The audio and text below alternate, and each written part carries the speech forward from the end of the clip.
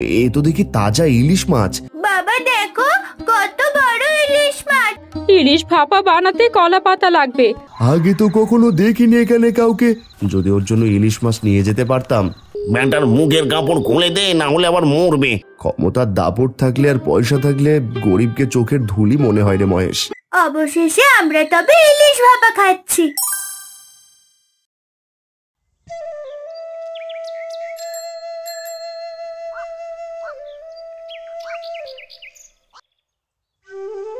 ও দাদা, ভ্যানে করে ঢেকে কি নিয়ে যাচ্ছ? মাছ নাকি গো? আমার ভ্যানে কি আছে সেই কথা কি তোকে বলতে হবে নাকি রে? নিজের কাজ নিজে না করে অন্যের কাজে নাক গলাস না। আরে দাদা, রেগে যাচ্ছ কেন? দেখি কি মাছ নিয়ে যাচ্ছ।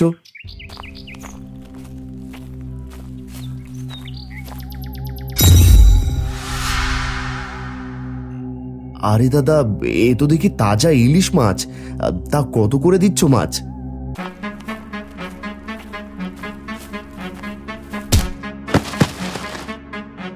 এই তুই ভ্যানে হাত দেওয়ার সাহস কোথায় পেলি রে? হ্যাঁ, তোকে না কর্তা না করলো আমাদের কাছে নাক না গলাতে?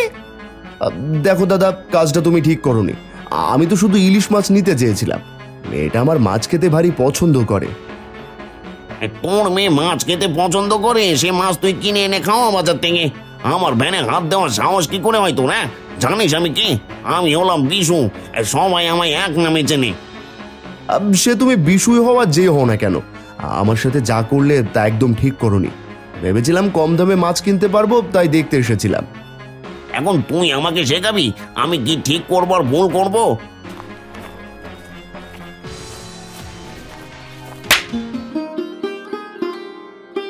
আমাদের কাছ থেকে দূরে দূরে থাকবি, বুঝলি? এই দাম দিয়ে মাছ কেনার মোড়ত নেই, সস্তা করছিস। এই জগা, চল তো।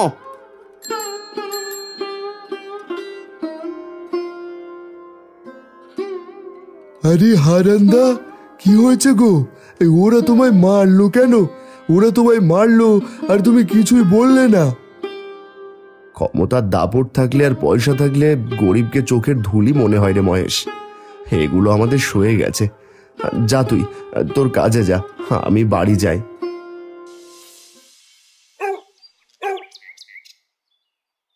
কি গো, তোমার না গায়ে জ্বর? যাচ্ছ কোথায় এখন? এমনিতেই সারাদিন চারা আনতে অন্য গায়ে গিয়েছিলে, এখন কোথাও যেতে হবে না। হুট করেই গায়ে জ্বর বাঁধালে। তুমি না কাল বললে ঘরে রান্নার মতো কিছু নেই? যাই বাজার থেকে কিছু নিয়ে আসি গিয়ে। তা তো ঘরে কিছুই নেই গো। বাজার যেহেতু যাচ্ছ, দেখো তো ইলিশ মাছ আনতে পারো কিনা। মেয়েটা কাল রাতেই বলে রেখেছিল তোমায় ইলিশের কথা, আর সে কবে ইলিশ খেয়েছি যেন ভুলেই গেছি। আচ্ছা ঠিক আছে, আমি দেখছি। আসি তবে, ওখান থেকে এসে আবার কর্তার বাড়ি যেতে হবে।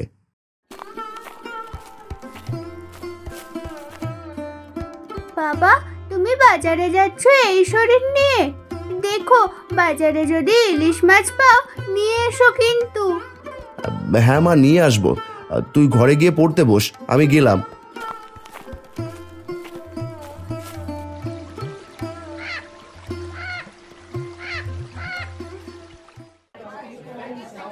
আরে নিয়ে যাও, একদম টাটকা সবজি। আলু, পটল, বেগুন, শাক, লাউ সব একদম টাটকা। ও হারান্দা, যাচ্ছ কোথায়? এদিকে এদিকে এদিকে এসো। আরে এইদিকে দেখো, একদম তাজা তাজা সবজি আছে। হ্যাঁ দাদা, সবজি তো নেবই। দাম কেমন আজ? আরে দাম কম আছে, কিপটিমি করো না তো। কি কি নেবে বলো? দাও দাদা, তাজা দেখে সবজি ব্যাগে তুলে দাও। দেখো আবার সবজি যেন খারাপ না থাকে। না না দাদা, তুমি আমার রোজকার খরিদ্দার, তোমায় আমি ঠকাবো নাকি? এই নাও, সব কিছু ব্যাগে তুলে দিলাম। কি গো হারান্দা, আজ থেকে তুমি মাছের দোকানে মাছ নেবে নাকি?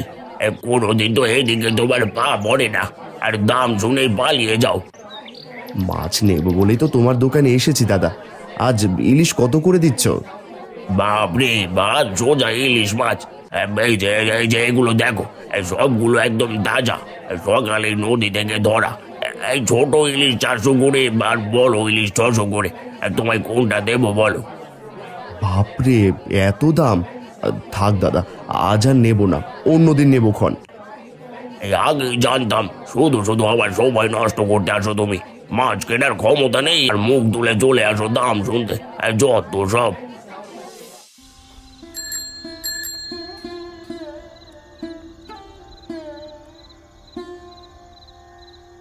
আমি কেমন বাপ, মেয়েটা কিছু চাইলে দিতে পারি না। মালতীও কখনো মুখ ফুটে কিছু বলে না, আজ বলল অথচ নিতে পারলাম না। নিশ্চয় আমার উপর মন খারাপ করবে। আজ যদি আমার কাছে পয়সা থাকতো মেয়েটাকে ইলিশ কিনে খাওয়াতে পারতাম।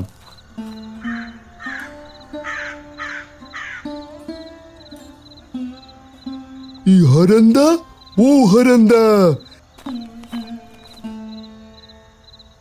বাপরে সেই কখন থেকে ডাকছি। পাঁচু, তুই কোথা থেকে আসছিস?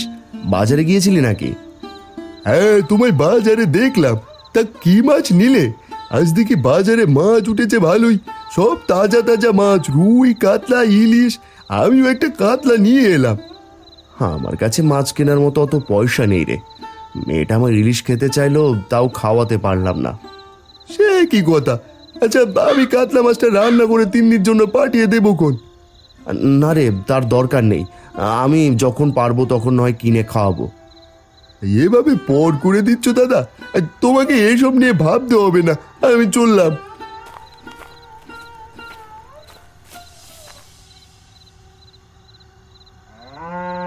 মাছ আনতে পারোনি গো? মেয়েটাকে যে তোমার অপেক্ষায় বসিয়ে রেখেছি। না গো মালতী, মাছ 400 আর 600 টাকা করে, কি করে আনি বলো?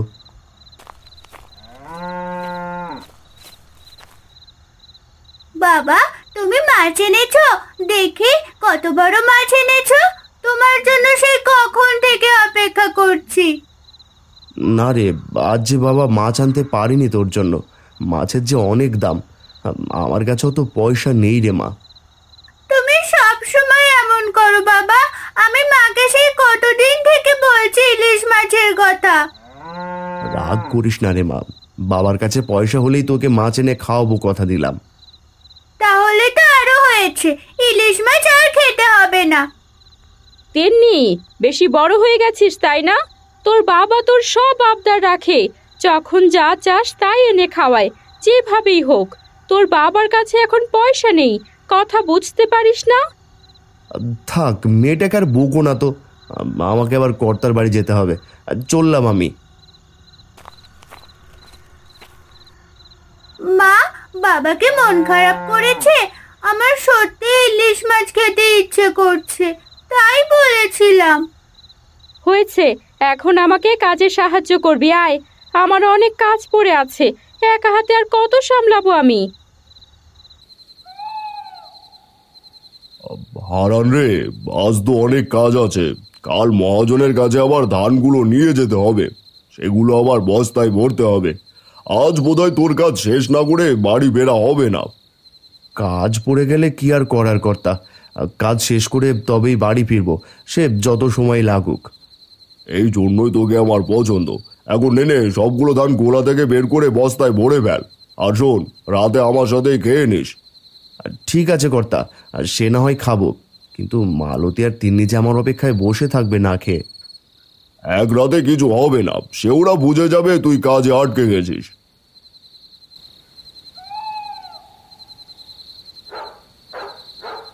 ও মা, বাবা যে আজ এখনো এলো না গো, রাত হয়ে এলো, অথচ এখনো আসার নাম গন্ধ নেই। আহারে আমার সর্বজনীন মাতা, তুই জানিস না তোর বাবার কাজ পড়লে আসতে দেরি হয়? এখন আয়, খেয়ে ঘুমিয়ে পড় দেখি। আমি বাবাকে ছাড়া খাবো না মা, বাবা এলে তবেই আমি ভাত খাবো। অযথা জেদ করিস না, তোর বাবা আসবেক্ষণ, এখন আয়, আগে খেয়ে নে। আমার যে ইলিশ মাছ দিয়ে ইলিশ ভাপা খেতে খুব ইচ্ছা করছে মা, অন্য কিছু খেতে তো ইচ্ছেই করছে না। তোর বাবা তোর জন্য ঠিক ইলিশ মাছ নিয়ে আসবে, এখন আয়, খেয়ে নে মা, অনেক রাত হয়েছে।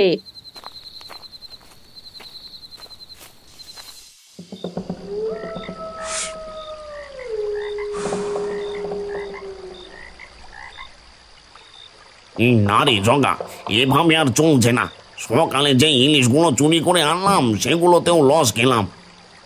আর বলো না কর্তা, বাজারের ওই বেটা মাছওয়ালা বড্ড চালাক। আমাদের থেকে কম দামে ইলিশ কিনে খরিদ্দারের কাছে একটাই 400 থেকে 700 বিক্রি করে। আরে ওই ব্যাটার কাছে কমে না বেচলে যে সব ফাঁস করে দেবে, তখন তো ধরা পড়ে যাব যে চুরি করেছি। না, এইভাবে আর হচ্ছে না, নতুন কিছু একটা ভাবতে হবে।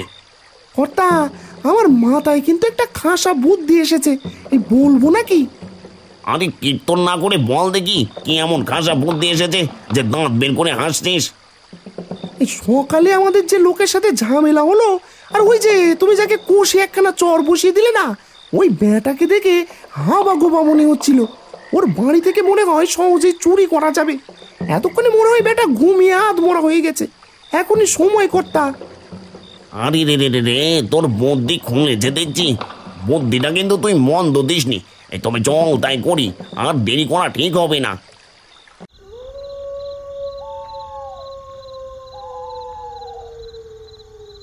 দূর, আজ কাজ করতে করতে পিঠের ছাল উঠে গেছে। সেই বিকেল থেকে গাধার মতো খাটছি, এখন আর গা চলছে না। কে জানে মেয়েটা খেয়েছে কিনা, নিশ্চয়ই খেতে বসে বাবার ইলিশ মাছ নিয়ে বায়না করেছে। ইস, যদি ওর জন্য ইলিশ মাছ নিয়ে যেতে পারতাম।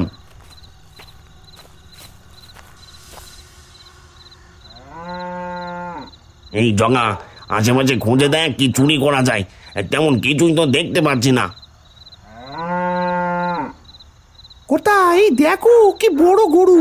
এই গরু যদি নিতে পারি তাহলে তো কেল্লা পথে লটারি লেগে যাবে আমাদের। আরে হ্যাঁ, তাই তো রে, আমি ওদিকে দাঁড়িয়ে পাহারা দিচ্ছি। তুই গরুটাকে বের করে আন, দেখিস কোনো সারা শব্দ যেন না হয়, কেউ যেন টেন না পায়। আচ্ছা কর্তা, ঠিক আছে। এই ভালো করে পাহারা দিও, আর দেখো আবার যেন ধরা না পড়ি। ধরা পড়লে কিন্তু আমায় ছেড়ে পালিও না। জগা গরু আনতে যায় আর বিশু লুকিয়ে পড়ে। যখন জগা গরু বের করে ঠিক তখনই হারান বাড়িতে ঢোকে আর সব দেখে ফেলে। এই কে রে? কে ওখানে? আমার গোয়ালে কে? এই চোর চোর চোর! কে কোথায় আছো? চোর পড়েছে। এই চুপ কর চুপ কর চুপ কর। এই চোর চোর চোর! তবে রে, চুপ করলি না। এই নে।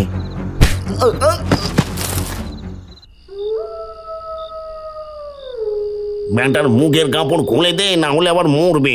তখন আবার খুনের দায় ভার নিয়ে ঘুরতে হবে।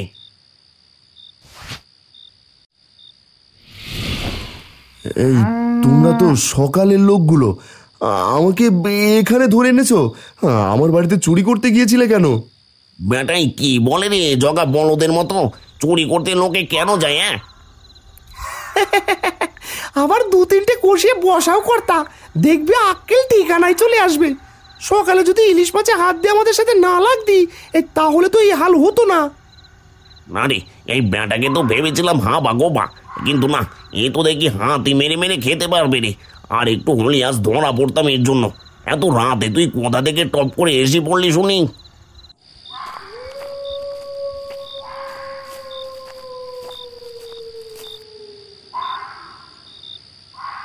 এ কি, এখানে এত রাতে আলো জ্বলছে? কে থাকে এখানে? কই, আগে তো কখনো দেখিনি এখানে কাউকে। আর গ্রামের লোকের কাছে শুনেছিলাম এখানে কেউ থাকে না। না না না না, ব্যাপারটা দেখতে হচ্ছে তো।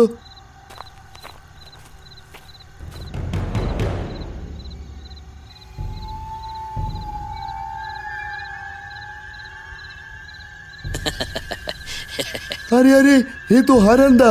ওই তুই দুষ্টু লোক তো। হ্যাঁ হ্যাঁ, মনে পড়েছে। এই সকালে যে লোকগুলো হারান্দাকে চড় মারলো, ওরাই তো তারা। না না না না, নিশ্চয়ই কোনো অঘটন ঘটেছে, আর এক মুহূর্ত দেরি করা ঠিক হবে না। গদাইদা, গদাইদা, ও গদাইদা, তাড়াতাড়ি ওঠো, সর্বনাশ হয়ে গেছে। আরে ও গদাইদা! ভাই কে রে? এত রাতে কে যাচাই?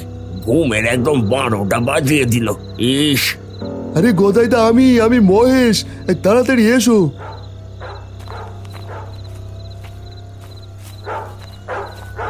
কি রে মহেশ, তোর কি আক্কেল জ্ঞান নেই? হ্যাঁ, রাত কটা বাজে এখন এসে চেঁচাচ্ছিস কেন?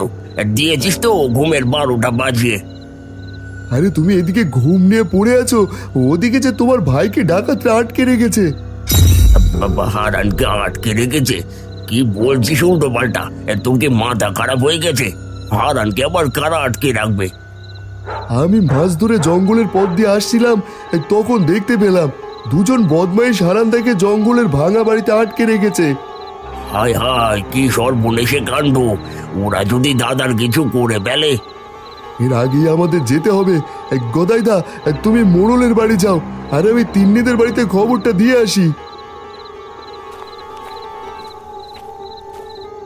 না না, আর দেরি করা যাবে না। ও বউ, ওটো, দাদাকে নাকি ডাকাতে ধরেছে। তুমি সাবধানে থেকো, মেয়েটাকে দেখে দেখো। আমি যাই। যাচ্ছ যাও, তবে খালি হাতে যেও না। কে জানে কখন কি হয়ে বসে। তোমার ভাইকে বাঁচাতে গিয়ে আবার তোমার না কিছু হয়ে যায়। আর যাওয়ার পথে পাঁচুকে নিয়ে যাও। কি কথা বলছেন দাদা? ও যে একদম মাটির মানুষ। ও কার কি ক্ষতি করলো গো, যার জন্য তারা এমনটা করলো? ওরা যদি কোনো ক্ষতি করে ফেলে? মা, বাবার কি হয়েছে? ওরা বাবাকে আটকে রেখেছে কেন? আমি বাবার কাছে যাব। ও মহেশ কাকু, আমার বাবার কাছে নিয়ে যাও না। মারে, তোর বাবাকে যে ওরা আটকে রেখেছে, আমার যে খুব চিন্তা হচ্ছে। আমি ওখানে যাব, ওদের কাছ থেকে ওকে ছাড়িয়ে আনবো। না বৌদি, মাথা ঠান্ডা রাখো, তোমরা বাড়িতেই থাকো আর তিন্নিমাকে দেখে রাখো। আমি যাই গ্রামবাসীকে খবর দিই, তোমরা কোনো চিন্তা করো না।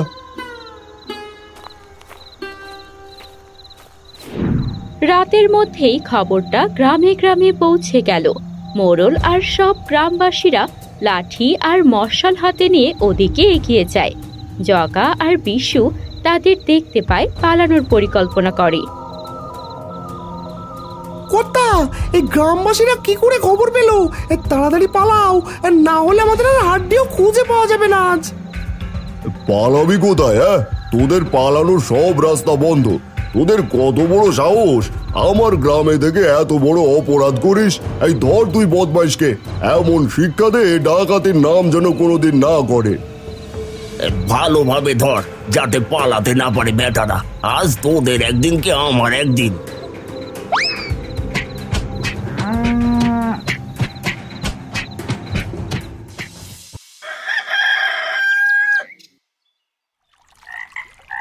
এমন হয়েছিল যে তোরা হারানকে তুলে নিয়ে গেছিলি? কাল সকালে আমাদের ইলিশ মাছ দেখে কিনতে চেয়েছিল। ওকে বারবার করে না করার পরেও আমার ভ্যানে থাকা ইলিশ মাছে হাত দিয়েছিল। সেই খুব এক থাপ্পড় মেরেছিলাম। পরে যখন ওর বাড়িতে চুরি করতে এসেছিলাম, তখনও আমাদের দেখে ফেলে চেঁচিয়ে ওঠে, যাতে কেউ টের না পাই তাই। কর্তা, মেয়ে আমার ইলিশ খেতে পছন্দ করে, তাই ভেবেছিলাম অল্প দামে পেলে নেব, কিন্তু আমি তো জানতাম না যে চুরির মাছ। বেটা, তোকে বারবার করে না করেছিলাম ভ্যানে হাত না দিতে, তাও কথা শুনিসনি। চুপ, একদম চুপ। এ তো দেখি চুরি করে চোরের গলা বড় হয়ে গেছে। তোদের সাহস তো কম না, আমার গ্রাম থেকে চুরি। এবার সবাই বলো দেখি, এদের কি শাস্তি হওয়া উচিত?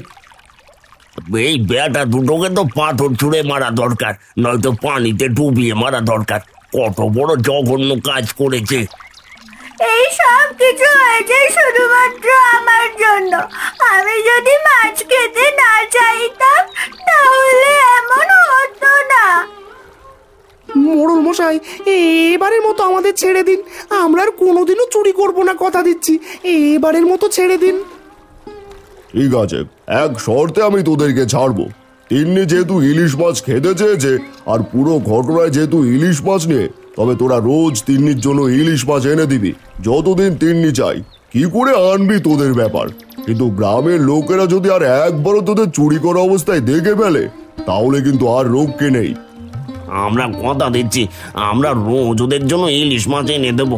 আমাদের বাঁধন খুলে দিন, আমরা এক কোটি কাজ করে রোজগার করে মাছ এনে দেবো। মোড়লের কথায় ওদেরকে ছেড়ে দেয়। ওরা চলে যায়, সবাই সবার মতো চলে যায়। দু একদিনের মধ্যেই অনেক বড় ইলিশ মাছ নিয়ে আসে ওরা। এই নাও মা, তোমার জন্য বাজারের সব থেকে বড় ইলিশটা এনেছি। আমরা আবার কাল নিয়ে আসবো। এতদিন কাজ করে রোজগার করে ইলিশটা নিয়ে আসলাম। এই জগা, চল চল তাড়াতাড়ি চল।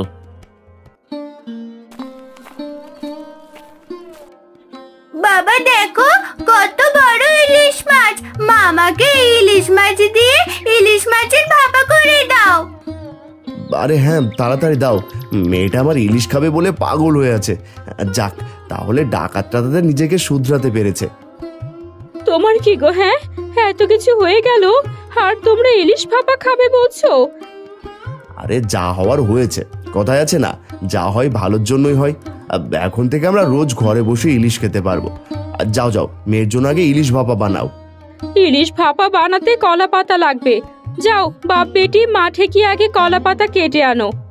মা চল দেখি আমরা কলা পাতা নিয়ে আসি, এরপর আমরা খাবো কলা পাতায় ইলিশ ভাপা। হারান আর তিন্নি গিয়ে কলা পাতা এনে দেয়। এরপর তিন্নি একটা একটা করে ইলিশ মাছের টুকরো কলা পাতায় মুড়িয়ে দেয়।